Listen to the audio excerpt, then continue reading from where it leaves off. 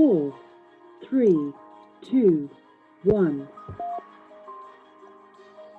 Blog Talk Radio. Oh, good morning, friends.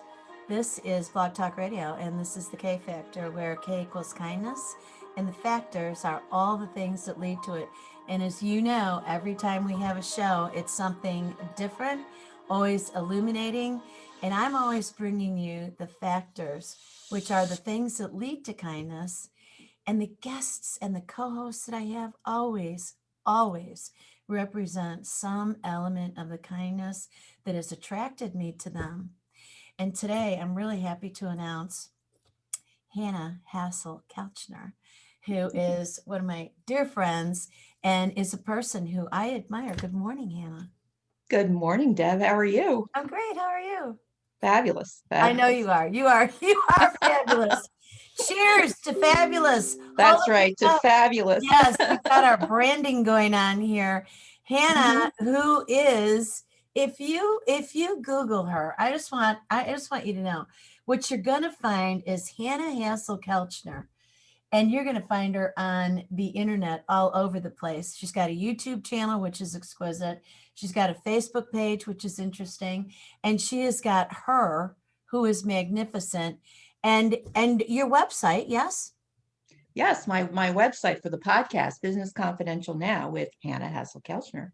There you go. And now why confidential is because Hanna spent her career as an attorney. And her career as an attorney got her into the mindset of no nonsense. That's right. That's right. No, we don't have time for a lot of that whipped cream and fluff. You know, everybody's busy. They got things to do, things to accomplish. And so, let's cut to the chase. Let's move forward. Well, today's episode is about, it's called, it is not just what you say, but how you say it. And Hanna and I have the best communication ever. We've been friends for years. We met at a mastermind that was spectacular, and we were part of what I call the Philadelphia group. I gave it that moniker. And our conversations always leads us into a place of productive understanding. And so how do we do that? Well, I'm inviting you today to listen and just pay attention to how it is we communicate, because we're both dedicated to goodness and kindness. And that always, in our opinion, ought to be at the core, but it so often gets trampled over in the name of ambition and business. And, conversations with smart people about business topics hiding in plain view, sometimes we never get to the business because we're not realizing where we're at on the inside and then how it's coming out. And so what Hanna and I are here today to do is to get you to think about, it's not just what you say, it's how you say it. So Hanna? Yes, ma'am. I have an opening question for you. Uh-oh. Why is it so important what we say and how we say it? I mean, isn't it obvious? You would think it's obvious. And, there are a lot of conversations that people put a lot of thought into. Yeah. Like a teenager wanting to ask someone to the prom, do they like me? That kind of thing. When somebody wants to propose to their partner, they think through these elaborate rituals and what they're going to say and how they say. They may even compose a poem. In the business world, when somebody needs to be separated from their job, that is a difficult type of conversation, and some thought may go into it instead of you're fired, that kind of thing. So the thing is, what we say and how we say it connects us with the world around us. And it's really important because it's all about relationships. It's how we show up.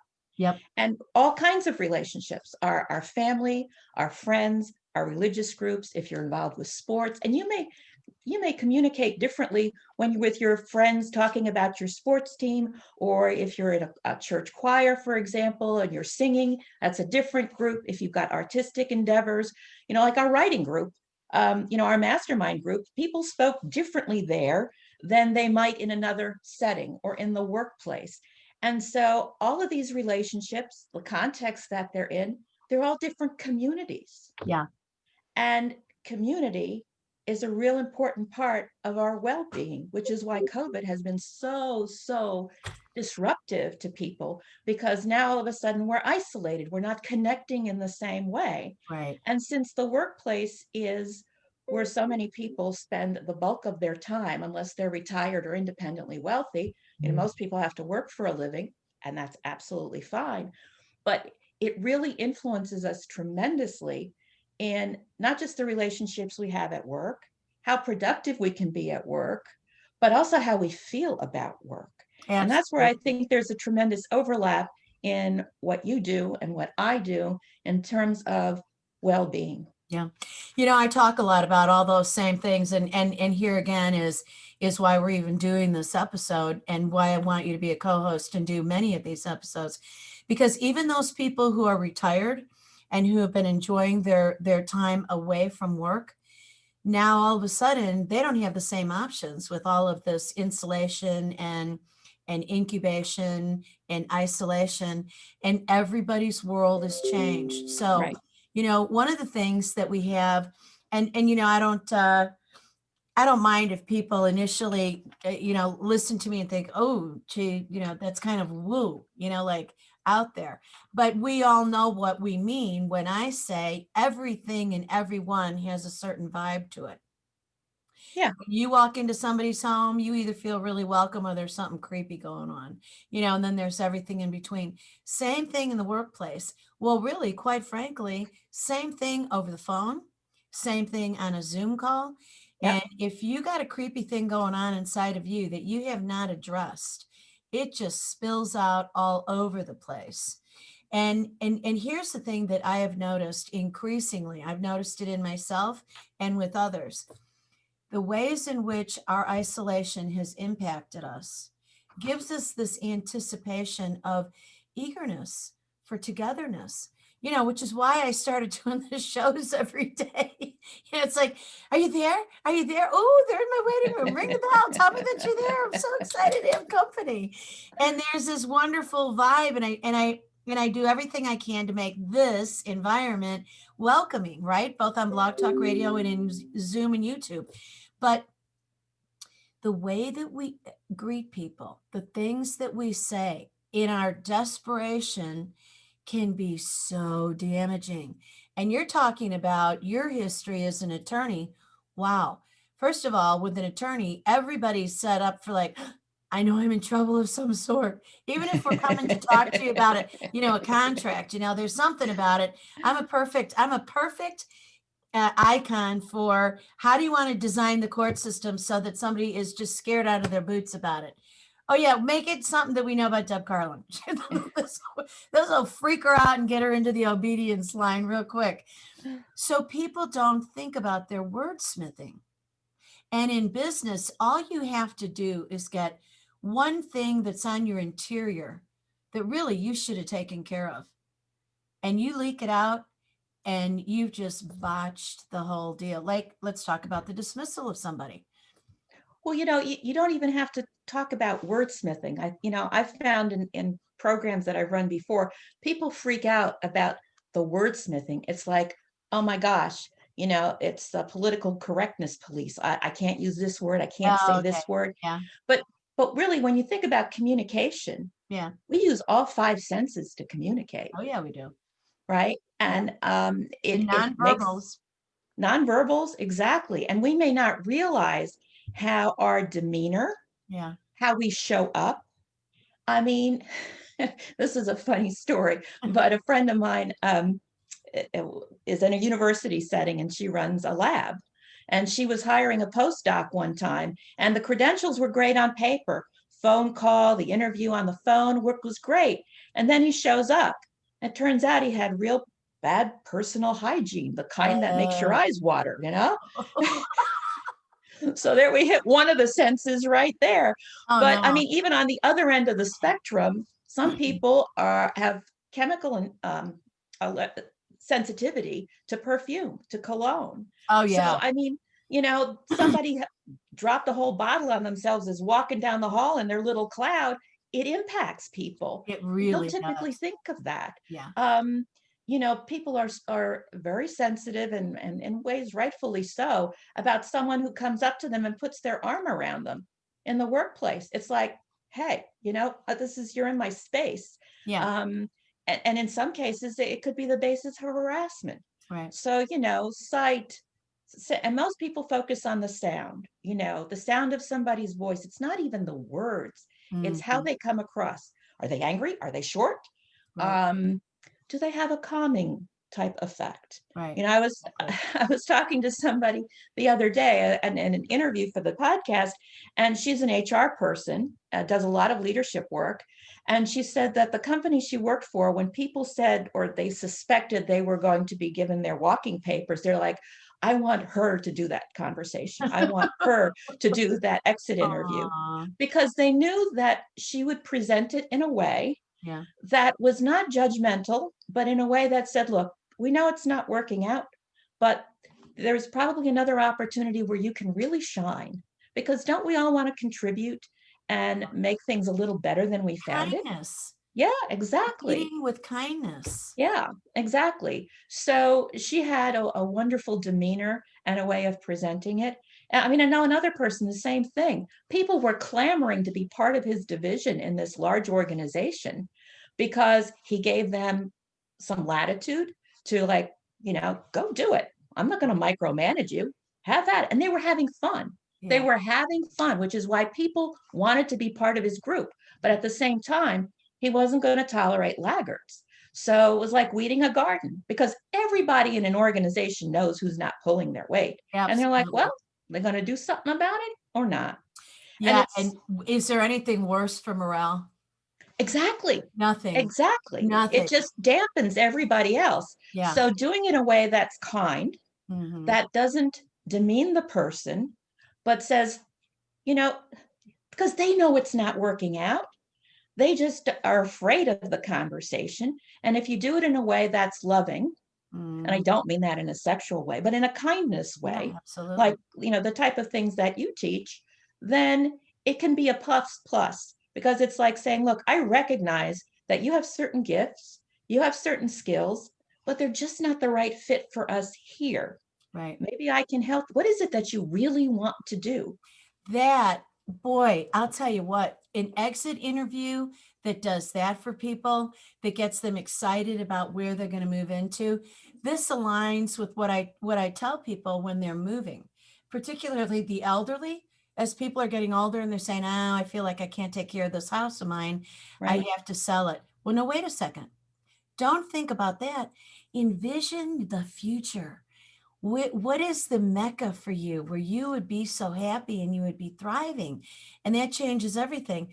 The way that you're setting this up, this is brilliant, because even I had not thought of this.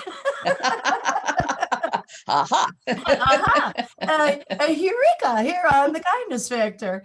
And really, to be kind takes courage, because if you start out by talking about kindness, a lot of times people will think, oh, what a wuss. I mean, here we go, Pollyanna, you got some flowers and cupcakes there too.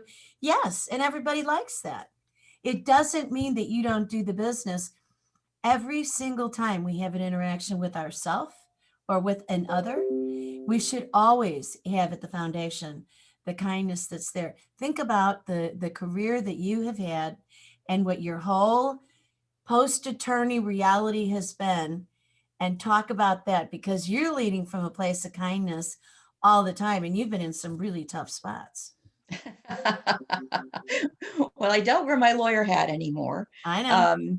Because some people, they hear lawyer and it's like, oh, they've just been Mirandized, I can't talk. I can't talk. I mean, I've had people do that in conversation, like we're talking at a networking meeting, and somebody says, oh, did you know Hannah's a lawyer? And they're like, what? How do you think I feel?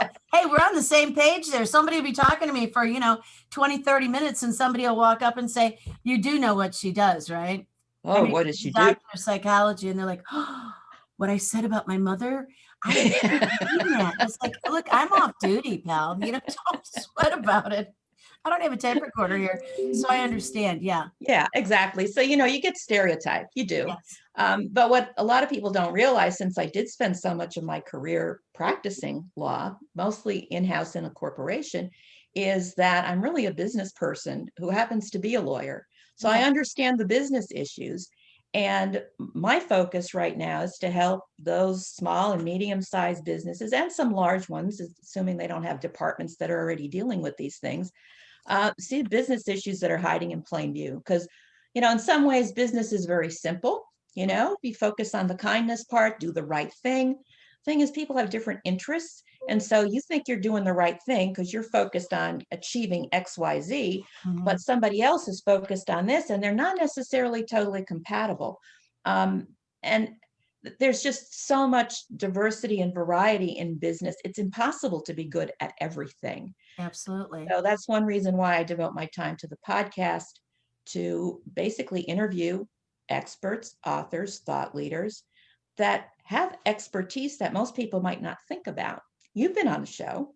Talk Oh, I about love it. stress. Yeah, absolutely. And one of the things, Hannah, that I, is a doctor of psychology, as a research scientist, as a holistic mind body medicine practitioner, I'm always thinking about the impact of everything that's happening in our mind and how it's influencing our body. And every now and again, somebody will say to me, yeah, I know. And I'll say, let me ask you a question. Have you ever made yourself sick? Because you're making me sick right now, but I mean, I know you've done it to yourself. And then people start to think, and I do add levity and humor to it, but people downplay it. But here's a national statistic that has been in place for decades. What's that? The most popular date and time of day to have a heart attack is on Monday morning. Mm-hmm. Yeah. And I've been the doctor of psychology called into the hospitals. Could you be here? Because we have somebody that we're admitting and they're freaking out. Because my relationship in contractual work with cardiologists and internists, and I show up and I got usually a guy, although women have fought for equal rights. And so now I see women in there having heart attacks too. Congratulations, ladies. Go, girls, go. Go on. Yay. Actually, we now outnumber men in strokes, I think. But what they do is they're laying there on the gurney and they're furious, and I walk in, and the deal that I make with the physicians is just tell them another doctor's coming in. Do not tell them that you're sending in any form of a shrink, Right. because then forget it. Then they're going to clam up like they are being Mirandized, Mm-hmm. So I walk in and I kind of hang back and look at them and try to assess immediately. And by the way, I've got the monitors, so I'm at a really superb advantage, because biofeedback psychophysiology labs was what I ran and did a lot of research in, and still do, by the way, in a different kind of a way. I'm always gathering that psychophysiology data, but I'm watching the heart rate and the oxygenation. And then I start asking, hey, I'm sorry that you're here. What do you think that someone could do to be helpful to you right now? And it's always the same answer.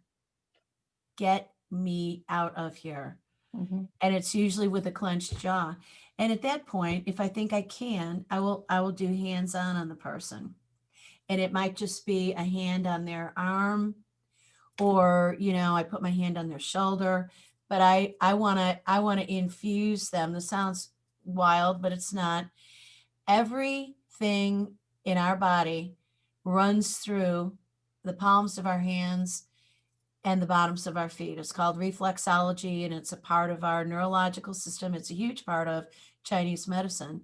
And when you lay your hands on somebody, you can really get a read. And more importantly, you've already gotten the read, and you can put some goodness into them. So that old saying of laying hands on, if you're really clean inside of yourself and you have love and kindness for people, they will feel it. And I watch what happens on the monitor when I do that. Now I'm modulating my voice and Mm-hmm. making it as calm and, relaxed as possible. And I hate when people walk into a room in a hospital and they got to shriek, It's like, what are you doing? Trying to kill somebody? And they will talk to me about I just couldn't stand the idea of work today. It's just too stressful. You can't believe what's going on there. I can't talk to anybody. Okay, well, you Yeah. can right now. And then we start the process of the unraveling. People don't realize when a lot of times that'll lead to contractual work where I go back to the organization and start talking about, okay, so this person is, one of your team members. What do you think happened? Because, they look pretty fit. What do you think is going on? Anything related to work? And I use the process of inquiry, never accusation, but the process of inquiry. And people at first, they're sympathetic and then they get defensive. And then we start opening up the door to the conversation about, how are you feeling? I mean, seriously, how are you doing sitting in your chair and leading and participating in this organization? This is a great place. You've got a huge agenda. You're doing good things. What's going on? What's happening that's causing additional stress on people? And are you exempt from it? Are you feeling any of it? And takes usually there's magical numbers. How many levels do you find that it takes till you kind of get through to what's the real nut of the problem? Yeah. The initial opening is about 3 minutes. Mhm. And then at 11 minutes, I'm telling you, in religion, there's 11 is sacred. It's like the pillars of a doorway. So I use that 11 as a marker. Am I going to get the invitation to walk through that doorway? I'm going to work to get to that moment. And then 90 minutes is also another magical period of time within which we can identify what's going on because we've had open and relaxed conversation. But you've also been building up trust during that time period, you Thank know? you. And if people were to realize that what's going on with one person is Mhm. probably going on with other members of the team, Yes. not just how it's affecting them physically, but also how it's probably affecting their productivity. Are Less. they achieving? Sure. Yeah. But imagine how much more they could offer in terms of creativity and innovation and just overall joy Yeah. if they were feeling happier about their work instead of stressed out. I mean, I've seen it myself, and I'm not a doctor, but I've seen it where people walk in on any morning where they're almost dragging themselves, Yeah. but the head is down, the walk is, well, yeah, I got to get to work, got to get to my desk, and they're thinking about all the things on their to-do list. Right. But at the end of the day, there's a lot more spring in their step. Yeah. After an exhausting day, the thought of going home, the thought of being able to relax, even though they may have issues and problems at home, it's Right. a different set of things. They're maybe more in control there than That's they what I was are at thinking. work. And Right. so I think it's a huge leadership issue, frankly, to be able to foster better well-being. And I Right. don't mean that as in how many M&Ms are in the break room Right. or that type of thing. It's about how people foster a healthy relationship. Yeah. It's interesting because when people ask me if, oh, do you do wellness programs? What I say is I actually recoil from that term because it's something that's become um, fluffy, and it's about diet and exercise, Yeah. or what people are calling mindfulness and meditation. And people, unfortunately, we have a lot of coaches out in the world who think that they know meditation and mindfulness, and they don't. They know it at a very superficial level, and they think that all meditations are the same. No, they're not, actually. I only do things that are truly science based and actually that come from the Tibetan monks, which is what Dr. Herbert Benson taught me, the cardiologist out of Harvard who came up with the relaxation response exercise. He Americanized what the Tibetan monks were doing because he knew if he brought back the Tibetan monk process to the Harvard executives, he would have been put in stockades that they would have built for him in the town center, right? And so he opened up the first mind body clinic in the country more than a half a century ago, which is amazing to me because still the word has not spread far enough, which is why I love to do this platform and why I love having you on this program. The the reality of well-being, you're right. It's not about the M&Ms. Go ahead, do the M&Ms. But in terms of mindfulness, we're talking about not just operating out of the frontal cortex with the emotions that lead you, and you can say anything to anybody and you say, well, I was just being honest. I mean, I'm being authentic here, okay? Right. Oh, Right. okay. Or just joking. I'm just kidding. Yeah. It's like, it didn't sound like you were being funny, you know? And so I think it's a different type of leadership approach, Yes, it and is. being able to understand that managing relationships, and I don't mean it in a superficial way, like you do XYZ, that project management, Yeah. and not command and control, Right. but where people really feel like you have their best interests at heart. And together, you all have the company's best interests at heart, Right. the organization's best interests at heart. I mean, that's probably why somebody joined a particular organization to begin with. They like their product, they like their mission, they like their service.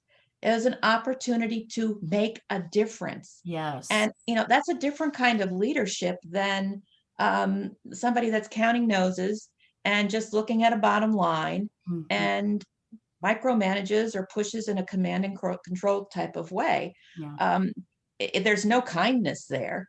You know, it's, if anything, it's hammering people for a result, whether the result makes sense or not. I was talking to someone the other day where they said that, you know, somebody had set a goal. Well, the goal was impossible. The goal was impossible, you know? And so what does that do to employees in terms of their effort? Oh, it's demoralizing. It's totally demoralizing. They start checking out, Yeah. you know, and I think you and I had this conversation at one point. It's like, and again, someone else was telling me employee engagement right now is at the lowest level it's ever been. And COVID may have contributed a good portion to that, because so many people have lost their jobs. They're afraid of losing it if they still have one, because they don't have that interaction like they used to, either in face-to-face meetings or what have you. And they just don't know. There's that uncertainty because Yes. it erodes our trust a little bit. Yeah. And what a tremendous difference it makes when a CEO calls up and says, Deb, how are you doing?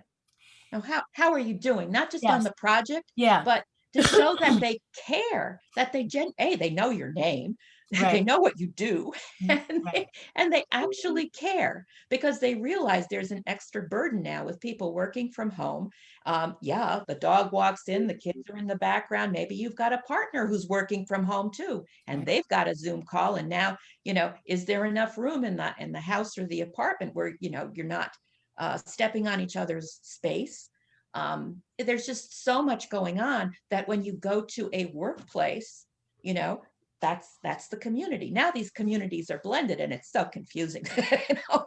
Well, it is. And you just you just sparked something inside of me, because I've heard from so many people, you know, when I'm doing these Zoom calls throughout the day, and then, you know, not just on this platform doing the shows, but also when I'm having conversations with people who I want to do business deals with. And it's exactly what you described. Both partners are home, the kids are there, the animals are there, and the whole energy of the household has changed. And there is no escaping anymore. Can't wait to get done with work so I can come out here. I mean, I'm talking to people and they're Zooming with me on their kitchen table. Yes. So the Yes. kitchen table has to get, you know, turned back into the kitchen table and then put back to the office, and people are suffering under that. I mean, it doesn't seem like anybody should be any complaints, because, well, you have a nice home. Hang on a second. This was my home. Now all of a sudden I'm on display. I mean, Zoom is great, but I didn't realize somebody see what my kitchen looked like, or what my drapes were, or, you know, how loud my dog is. There's all these things that nobody's given consideration to. Here's another thing that I want to go back to, that it has me thinking about this overall picture. Don't you think that the most important thing that leaders have to think about is the one thing that they don't think about? And that is, the most essential component of leadership is, does anybody want to follow you? Oh, yes. Yeah, Because people think, well, I'm the boss. I've got the title. Just shut up and listen to me and come do what I told you to do. I'm the boss here. And everybody's going, oh no, not this guy. yeah, No, please, not yeah. anybody but this guy. Positional authority. And that takes you to a certain degree. It can go someplace. But the flip side is if you were leaving the company for some reason, how many people would want to go with you because Deb, I just like working with you. I Yeah, don't care where you go. I'll exactly. be there. I'm there for you. And I love working with those leaders. I love working with those leaders. As a matter of fact, I had a client who the main client was the CEO of the organization and chairman of the board and president. Okay. Family business. I'm trying to think what I can say so it won't have any opportunity of reveal. The punchline is that non-family members came on and this person didn't know how to deal with, I gave away my presidency. I gave away the CEO title. I'm staying as the chair of the board. But they were so enticing, great personality, fabulous personality. But when it came down to once they captured you, it's like charming, charming, charming. Law of attraction, boy, they really turned it on. Like, when you're pursuing a mate, right? You're on your best behavior, charming, okay, swooning. 3 years later, one of the two spouses is saying they never say they love me. Well, I told you that about 4 years ago, for crying out loud. What's the problem here? And they forget. And so all of a sudden, this leader, in a personal relationship, but now in an organization, is the person who knew how to do the attraction, but didn't know how to keep the traction. And law of attraction revealed itself. And what they really wanted was they wanted hostages, not followers. Well, and that's an interesting point because the type of persona or leadership skills that it takes to start a business or run a family business is different than the leadership skills it takes to scale or to start transitioning even to the next generation within a family, but certainly even more to outsiders. So there's a lot of aspects to leadership, Yeah. and people know when you're there for them and when you're not there for them. And, personally, I think it's always an opportunity for growth, but not every leader feels that way. They have the title, they have the position. It's like, what do I need that leadership stuff for? Yeah. And, it's sad. But if they realize that how they protect and grow the culture of the organization actually has a huge bearing on the success and prosperity of the organization, Right. maybe they'll think of it differently because otherwise they're putting a ceiling on what they can accomplish. So let me ask you this. Talk more about that as we're talking about it's not just what you say, but how you say it. And we're rolling in the things that you and I both do in terms of well-being, because you are very unique in the way that you have a real mindfulness about people's well-being, given the kind of work that you do and have done. So talk more about that leadership of recruitment and then the scaling and maintaining. What kind of behavioral communicative styles and skills, if we're on a consulting call, are you going to be advising people about, so that people are watching and people are listening to us and they're getting a sense of our communication, which by the way is spectacular. As are we. And how do we advise people to be us, to thread their own persona into that, but use some of the skills that we obviously have to get people to want to follow them and cooperate? Well, I think when it comes to employee engagement, you're going to laugh, but I have to put my lawyer hat on for a Yeah. second and But- talk about contracts. I mean, lawyers use contracts because paper doesn't forget.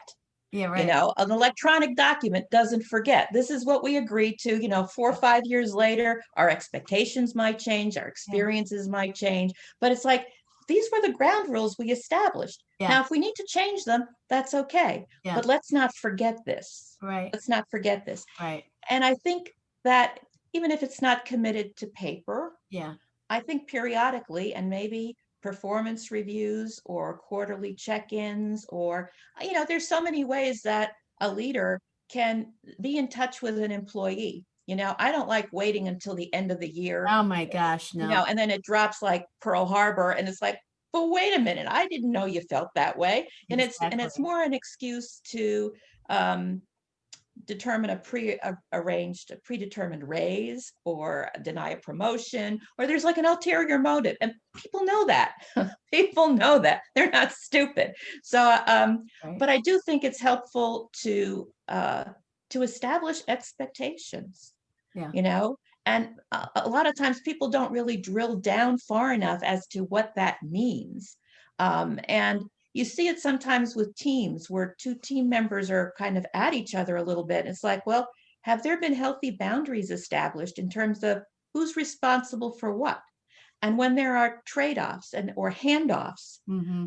when they need to collaborate, or when one, no, I get the last word on this issue, you get the last word on that issue. You know, Mm-hmm. sometimes those things are assumed. Mm-hmm. They've never been articulated. And being able to have that conversation and being able to modify it over time goes a long way to make it clear as to who does what. You think about a sports team. Mm-hmm. Are those individual players running all over each other? Right. Right. You know, they know Choreography. who they've got a role. And Yeah. it's the same thing in a team, in any size organization. Right. People have, they know what the expectations are. They know what they're supposed to do. And I don't think that we spend enough time in business identifying that, articulating it. Right. A lot of it is assumed, and maybe somebody had that role before, but it is worth the time, because otherwise you spend so much more on cleanup. Yep. And low engagement because the team is dysfunctional for Right. one reason or another. Yeah. And all they're focusing on is, well, here's the quarterly number we need to hit. Yeah. Well, yeah, well, why didn't it happen? You know, you talk about when you see a patient in the hospital, about, you know, the questions that you need to ask, or, you know, going back to their workplace and the teams, like, well, what's really going on here? Mm-hmm. I find the same type of thing in the work that I used to do. Asking the question why, it's so powerful. It is such a powerful, you know, well, you know, what caused you to reach that conclusion? Why do you think that? You Right. know, what happened to lead you to that? Mm-hmm. What information do you have? What other information do we need to get? How do we go about getting it? You know, asking questions. And I think too often leaders feel that they're supposed to have all the answers, so they don't need to ask questions. They've already jumped to conclusions. That's the exercise that they get, jumping to conclusions. Yeah, right. And that's really dangerous. You know, one of the things that I do when people are coming to work with me and they want to work with me, they like me, they see the business that I'm doing, and they want to do something. What they say is, well, you know, I say we should work together. Well, what's the job? Well, why don't you tell me what you see, and you write up what you would like to do with me, and Mhm. then we'll do a review on that. Are you kidding? You mean like write a job description? Yeah, but I mean, just put down what you see is needed and what your skill set is. What would you like to spend your time doing? I do the same thing when I go in to do an organizational assessment and I'm looking at their organizational structure. And then I start looking at organizational process, and I look at all the job descriptions that they've got. And I look at the people and I think, that's not what they're doing. I wonder if they know what they're supposed to be doing and how it varies from what they're doing. And then I look at the leadership and I say, so where's the training program? You know, how are these people trained? Well, they came in, they knew what to do. Oh, okay. How do you know? They don't really know. But you know, we didn't really have time to hire, you know, to screen, to first of all, to attract, to screen, to hire, to train. We just needed somebody to fill the position. Oh, okay. So the criteria is that they were alive and breathing. Well, and you put your finger on it, because once somebody is in the door and it starts causing problems, it's a lot harder to resolve it, which is why finding the right fit in terms of skill set, Right. in terms of temperament, all of that is so important early, rather than try to, it's like trying to fix your spouse, It's Exactly. like, no, you're not going to change them. Right, exactly. Right. Once you're married, baby, you're in trouble, or you're in heaven, so get it straight before you rush to the altar. I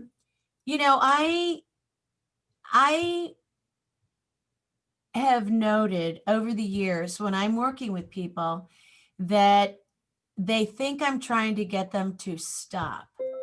And so I really had to become aware and develop the attitude of pause. Just pause. I'm not asking you to stop. I'm just asking you to pause long enough to consider the following, and then whatever that is, because people feel so much urgency, don't they? Oh, yes. Oh, yeah. There's just the need for speed. There's never enough time. But then they have to deal with the train wrecks that happen. Right. And, in the worst case, and this is when I was practicing law, all those communications, they're evidence. Yeah. They are evidence. And the irony is that it just doesn't pop up by itself. You have full control on what you say, what you do, and what you create. Right. So with a little forethought, I used to work with this one CEO, it was a public company, and he said sometimes he would get chastised on the quarterly calls with the analysts for the earnings report. Yeah. Because they said, well, you're talking too slow. And he said what it was really happening is, in his mind, he was thinking about what can he say and how it would impact all the different constituencies that would be listening. Yep. I understand that. I've worked with those guys too. Yeah. And so going back to what you were saying earlier, if more leaders thought about the impact and the consequences of what they say and how they say it, whether it's in writing, whether it's their demeanor, whether it's their words that they're saying, they would go a whole lot further, because it's not just what they say or what they meant, it's what gets heard and how people feel about it. What Maya Angelou had that quote, right? You just took it out of my brain. I was just going there. Good, deliver it. Well, say it. Yeah, it's well, I'm going to misquote it, so you go ahead. Good. Oh, yay! Now if people would behave like this in the boardroom, things would be healthy. Nobody'd have a heart attack, because look how we take and play with each other in the midst of a pause or a hesitation or something, just having fun in the middle of what's for real. So I can and I will say what Maya Angelou said, because I did have the unique opportunity to sit with her for nearly an hour one-on-one. Whoa. Well, don't forget the quote. Let's have the quote. Not everybody's a Maya Angelou fan. Come on, Deb. Segue. People will forget what you said and they will forget what you did, but they will never forget how you made them feel. Bingo. And that is so true. And if more leaders remembered that, it would change how they interact, but more important, how people respond to them, which in turn could make them more willing and able, like you said, pause. Right. And consider the consequences. Just try it once and see what happens. I think they would be surprised. Like these CEOs that are calling people working from home during COVID, they're shocked at the response they're getting from employees. It's encouraging. The employees are encouraged. The CEOs are encouraged. Like, hey, yeah, we're all on the same team. Yeah, we're all on the same team. But I want to know how you met Maya Angelou. Well, so 2 women in my life, one of whom has passed away. These were 2 of my closest friends. No, and they didn't ever meet or know each other, but they were both very attractive women. But every single time that we would go out, they would disappear to the ladies' room and they wouldn't come back for like 20 minutes. And they'd come back and like their hair was all sort of new and their makeup is all fresh. And I'd say, it's just you and me here. What, I mean, what are you doing? I mean, it's a nice bathroom, but I mean, really seriously, first of all, why do you want to be in the bathroom that long? And secondly, is that where you really were, or what were you doing while you were gone? And I would just make a game out of it, right? Um, so I'm at the Ritz-Carlton and I'm having tea with this friend of mine who is, I mean, both of these women were literally drop dead gorgeous. And we're sitting in the open lobby, you know, high tea and little biscuits and lady things, you know. And I'm just like I am today, you know, I'm just myself. And she says, well, you know, I'll be back. And I'm thinking, uh-huh. So I look at my watch. I'm thinking, they have a really good bathroom with nice lighting and like a little chair you can sit on. She's going to be redoing her makeup. And, you know, I mean, this is so cuckoo. So I'm sitting there and I'm sitting in the lobby. And this very big statuesque woman walks in. She really, it had sort of an Amazonian feel to me. You know, she was very tall, like large boned, but so elegant, like a dancer, and beautifully dressed. I mean, she had on really gorgeous clothing. She had a walking stick that was, you'd never call it a cane. It was a walking stick, and it was very, very authoritative. I mean, it was gorgeous and magnificent. And she was being escorted in by a younger woman who I assumed was an aide to her. And she sits her down, and I'm thinking to myself, huh. And I'm looking around the room and I'm looking back at her and I'm thinking, you know, they couldn't really be Maya Angelou. I mean, come on. I mean, really? Like right here. And then I'm thinking, well, I've met plenty of celebrities over here at the Ritz-Carlton, and this was in my neighborhood. Excuse me, in St. Louis. And I'm sitting there and I'm looking at her, and all of a sudden she nods her head yes at me. And I look back and I'm looking from left to right, like she's nodding at me. Like me? Yeah. Yeah, exactly. What, you talking to me?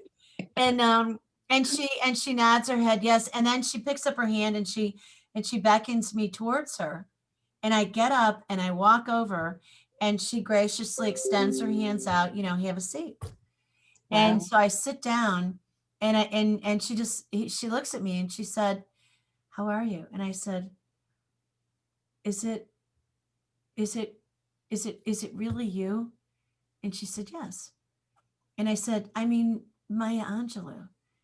And she said, yes. Now I got to tell you what, I'm getting tears in my eyes telling you this story, because what I proceeded to do for the next at least 30 minutes that I was with her was gush tears. And I said, I cannot believe that I get to meet you. That, I mean, how did I get to be so blessed that we're here alone and I get this time with you, and that you recognize that I was looking over at you and you could tell my honor and respect towards you. I said, I have read everything, I think, that you've written. I've watched what you've done. I feel like I've been a follower, an admirer, you know, a person who sought this. Talk Right. about a leader. Talk about a leader. But look how she communicated. Just her presence. Yes. Yes. And how she made me feel. She, you know, and it was really interesting because she said to me, because I was saying to her things that you and I are saying here about leadership, and, you know, that I've wanted to follow her. I have followed her because of how she'd make me feel. The things that her work and her heart elicited from me, along with millions of people, right? Mm-hmm. But what she wanted to do very quickly was she said to me, tell me your name. And I was like, I Wait a want to know second. everything about you. Tell me what do you do? I said, I don't think I do anything. And, you know, she was very disarming. She was not trying to be at all intimidating. I was just so smitten. I mean, talk about a vibe off of a person. I mean, this woman's vibe is huge. Yeah. So we talked, and she gave me her personal card, and I gave her my business card, and she said, I want you to be in touch with me. We'll stay in touch. And I just thought, this is beautiful. And so we concluded it because her person came and got her, and she was going to give a talk. And so it was blessings, and, you know, you can call me. And I thought, oh my God, are you kidding me? I mean, this is like so big. And so I go back to my table and my friend comes out and she said, "What happened to you?"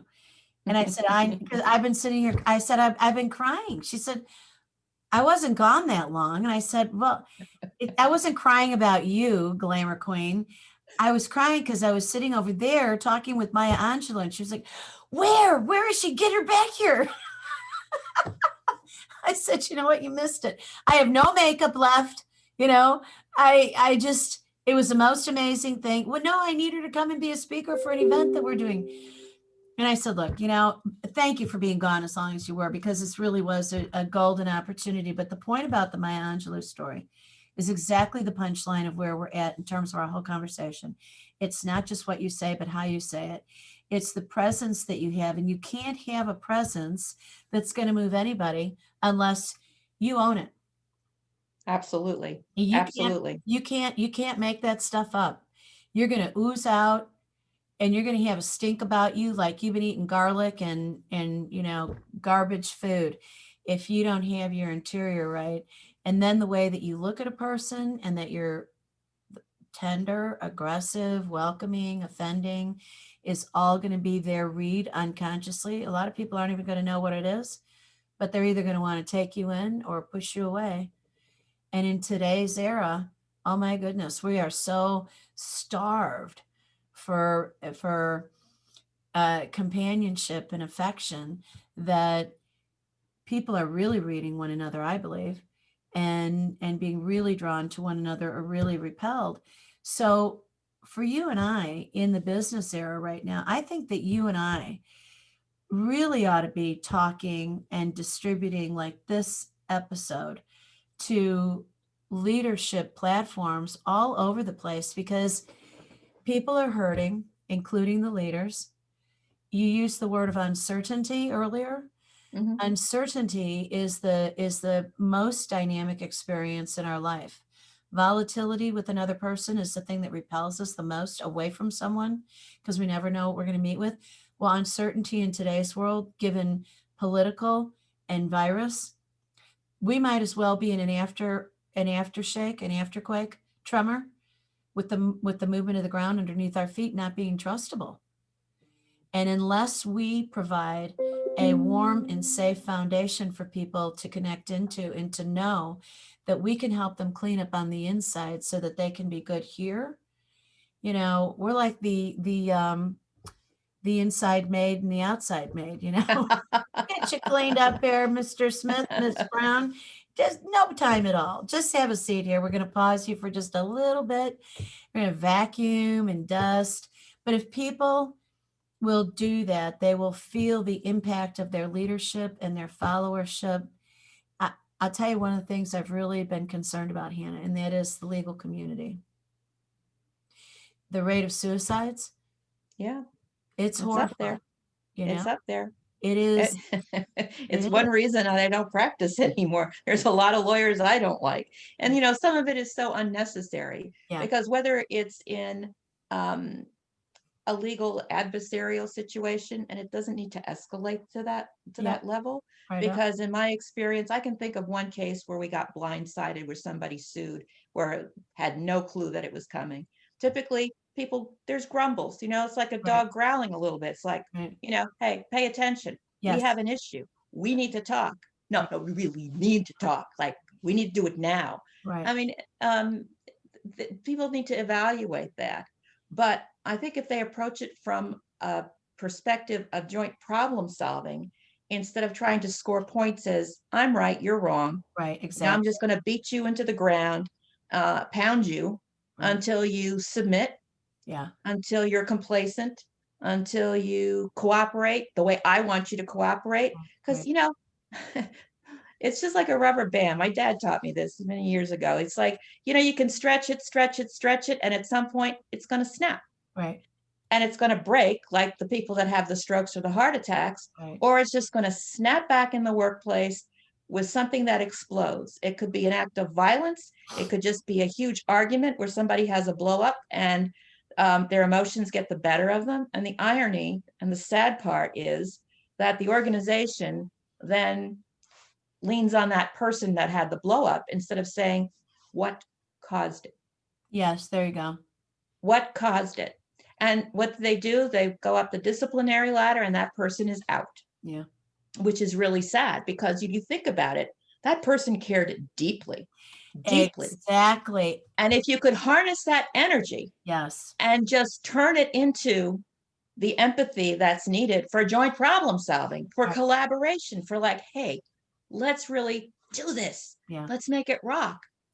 I mean, think about what could be accomplished instead of the constant tension, the constant stress, the constant demands that somehow don't make sense. No, they don't And make there again, sense. maybe it's just the communication, because people don't understand why they need to do a certain thing. Mm-hmm. You know, how everybody is.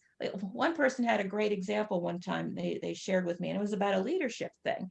And it was a situation involving the Navy and a ship that was disabled for one reason. And the one person who could fix it was scheduled to have shore leave. And they're like, I know that, you know, you're really due for this and that you can really need it. But without your help, this whole ship is immobilized. The whole crew, everything. And so he realized, damn, what I'm doing is important. No kidding. It is important. Yeah. And if you have anybody in your organization that doesn't make a difference, Yeah. why do you have them? Yeah. Why do you need them? Right. And so we need to respect their contributions regardless of where they are in the hierarchy, Yeah. because they do make a difference. So let them. Well, the thing that I was going to go back to also on top of that is what you had opened up by saying was people are eager to come to work for you. Your product, your service, your brand, your leadership, your community, something. So you brought in a raving fan and you got an enemy heading out the door. Oh, yeah. That's never a good thing. No. Always. No, it's never a good thing. No, never. So, yeah, proper screening to bring the right talent in. Yes. And then people make mistakes. People misrepresent themselves. I mean, think about how many first dates that don't end up going anywhere. And that's okay too. Right now. That's okay. I think I'm screening. But there's a way to do it. And that's where it comes back to. It's what you say and how you say it. Are you going to do it with some empathy? I understand this isn't necessarily going to be good news for you. But here's where we are, and here's why. And here's why we're all going to be better. Yeah. Well, I just have had several brilliant insights. You know, one of the things that you and I could do very easily is have this room be a consult room, open during certain times, and have contractual agreements with various firms that when you have trouble, you make an appointment and you come into this room, and this is a very safe place for problems to get solved. Well, there's an idea. There you go. There's an idea. Well, I'll tell you what, I would like to thank you, Hanna Hasl-Kelchner, for being here. And I got to tell you, I want our listening audience to Google your name, Hanna, with Hanna, and Hasl, Hasl, and then a dash, Kelchner, Kelchner. She is a really good friend. She is smart. You've heard her today in the midst of my jabber, and you've heard our repartee back and forth, which was lovely. And we are driven together and individually to do really good 90 work seconds. for your benefit. So, Hanna, thank you so much for being here. Thank you. All right, everybody. This is your host, Dr. Deb Carlin, here on the K Factor, where K equals kindness, and the factors are all the things that lead to it. And boy, oh boy, I brought you a bucket load of kindness today with Hanna, didn't I? All right, we'll see you next time. And until then, ta.